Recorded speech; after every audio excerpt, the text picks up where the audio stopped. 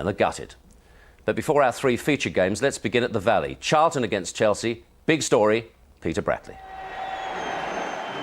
Heady days at Charlton for a team that, in contrast to Chelsea, cost only a fraction to assemble. But only Scott Parker has scored in the past 4 games, and Alan Curbishley is hoping that Paolo Di Canio's mercurial presence can help break Chelsea down. As a West Ham player, he put 3 past them last season. For Chelsea, Damien Duff's injury means a place for Joe Cole, and at the sharp end it's Jimmy Floyd Hasselbank alongside Mutu.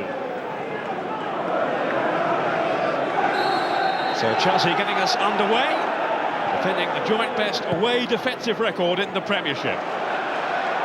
But here's Di Canio, then to Johanasson, who's coming up front for Charlton this afternoon, and winning the corner off John Terry.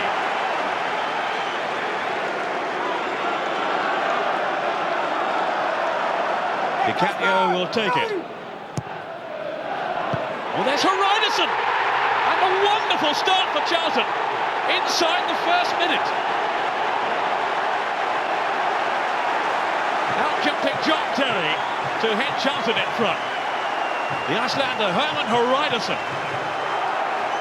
Some really static defending by Chelsea.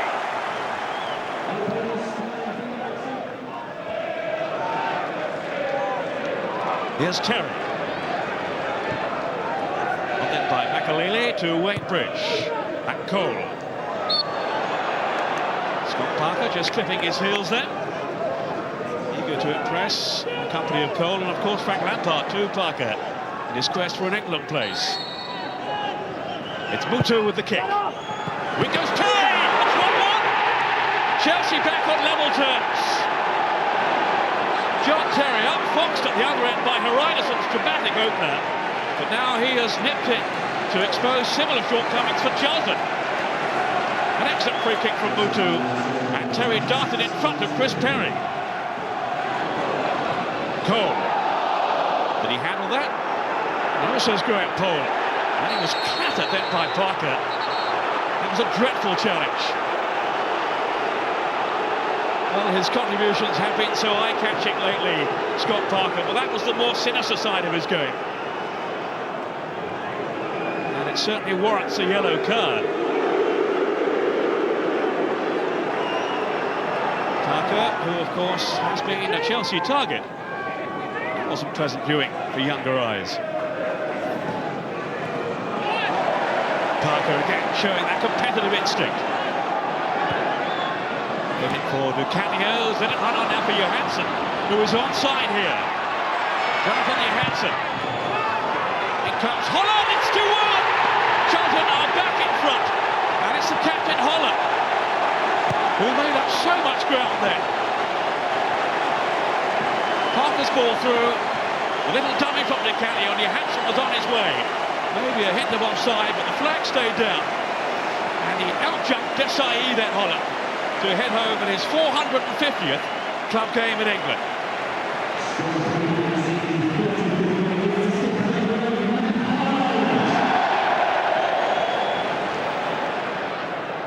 Back off Desai, then Makalele to Joe Cole.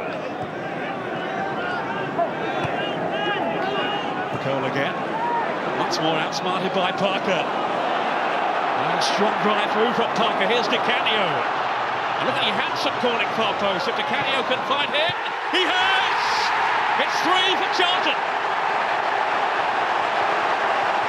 As so often, Scott Parker, the heartbeat of that Charlton break.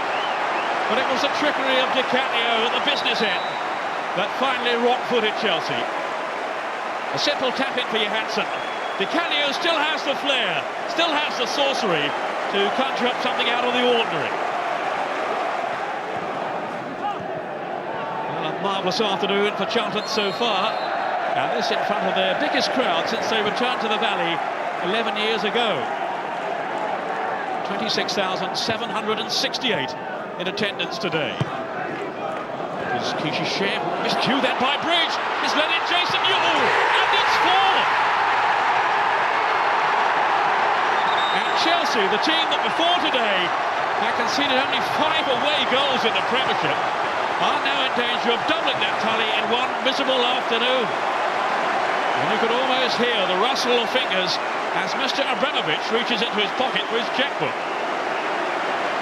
Chelsea in disarray and punished by Jason Euell, his first goal since August.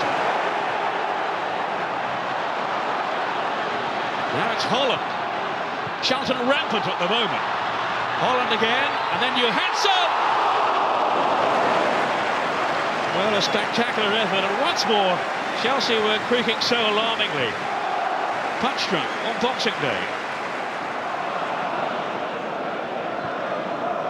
Gudjohnsen. Cole, a lovely turn too. He's got Hasselback ahead of him, and also supporting Gudjohnsen. It was very close then from Ida Gudjohnsen. An instinctive shot, quite accurate enough. Cole. An excellent ball for Gudjohnsen, completely unmarked. And he has wasted the vision of Cole. Outside and unattended. Terry as Chelsea comes sweeping forward again. Hasselback. And that's some nifty footwork from Mutu. A very smart save from Dean Kiley.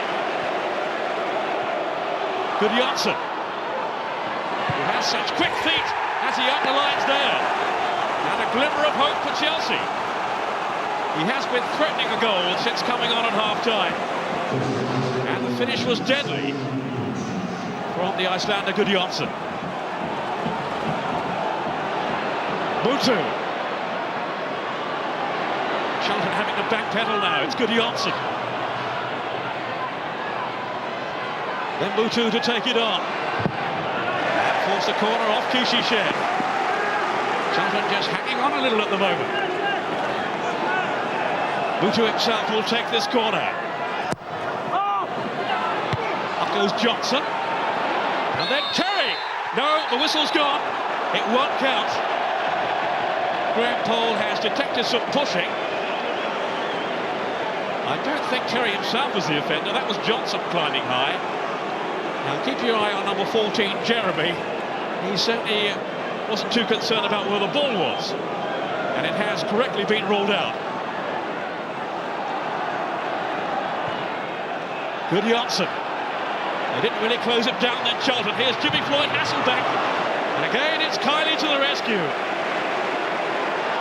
And that just about sums up the frustration that he and his team are feeling. It's not even a corner.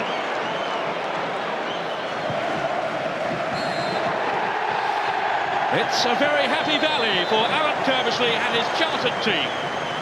Chelsea have been humbled here by a club who really are these days a force to be reckoned with. Today was a bad day for us, and then the beginning of the second half we switch off again, and then it was very, very difficult to draw the match. When it got to 4-2, I suppose, like 15 minutes to go, there was one or two people wobbling a little bit, but simply because I think, you know, if we hadn't got the result from being in a 4-1 position, it would have been terrible. If we'd have grabbed a third goal, it might have been exciting towards the end, but unfortunately we didn't. And it's a very, very important 3 points that we let slip. They're a top-class side with great players. I thought Mutu was terrific up front, and you know, they're going to be there or thereabouts at the end of the season for the title. But certainly today, I think we've run out deserved winners. We must fight until the end with Arsenal and Manchester. We can lose some matches, but not too many. Well, it was a big shock today, Ron. A lot of our viewers, I suspect, not the Chelsea supporters, obviously, will be thinking, well, that's it. It's going to be Arsenal or Manchester United again after the last couple of weeks that Chelsea have had. Yeah, they've had a rough spell. Lost, 3 out of the last 4. And looking at them today, they're going to have to show a lot of character in the next game.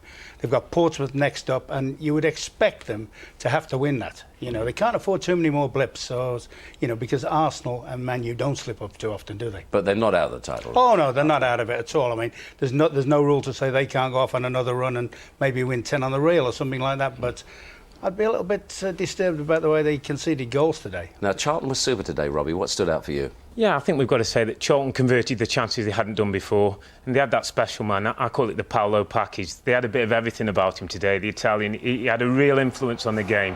From the very first minute before the ball was kicked, this is him in the huddle. Look at him stressing to his teammates. This is a big day, let's show them. You get your delivery from set pieces for the first goal for Hreidarsson. You know he's got that kind of quality in his feet. You get the emotion, you get the passion, you get him wanting to referee games as well. Have a look here, he'll just tell the referee how to do his job in only Paolo's style. Come on, referee.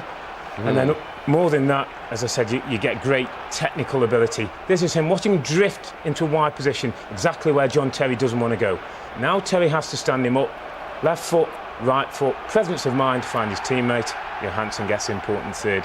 And he had an excellent bearing on the whole thing. And I tell you what else I liked, he looks like he's committed to it here. Yes. This is him and Powell having a little bit of respect for each other, but also that was a big 3 points and he knew that was a big win for his club. People thought they were quite brave in signing him, really, didn't they? Yeah, I think what Curbs knew he had is that little dash of quality. They're a very comfortable team, competent team, but he gives you that little bit extra. Extra bit of